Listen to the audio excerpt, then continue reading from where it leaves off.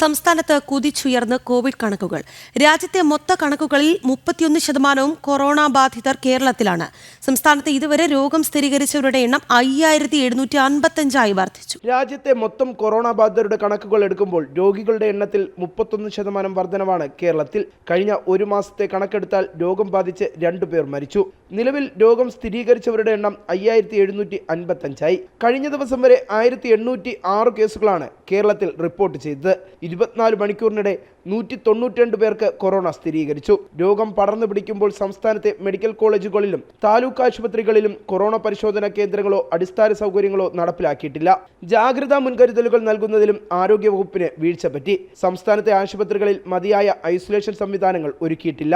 മിക്ക ആശുപത്രികളിലും ഡോക്ടർമാരോ കിടക്കകളോ ഇല്ല എന്നതാണ് വസ്തുത. ദിനംപ്രതി രോഗം വർദ്ധിക്കുമ്പോൾ ആരോഗ്യവകുപ്പിന്റെ ഭാഗത്തു നിന്നുണ്ടാകുന്നത് കനത്ത അനാസ്ഥയാണ്. കൊറോണ കണക്കുകൾ പോലും കൃത്യമായി പൊതുസൈറ്റുകളിൽ ഉൾപ്പെടുത്തുന്നില്ല എന്ന വീഴ്ചയും ആരോഗ്യവകുപ്പിന്റെ ഭാഗത്തുനിന്ന് ഉണ്ടാകുന്നുണ്ട്. ജനം, തിരുവനന്തപുരം.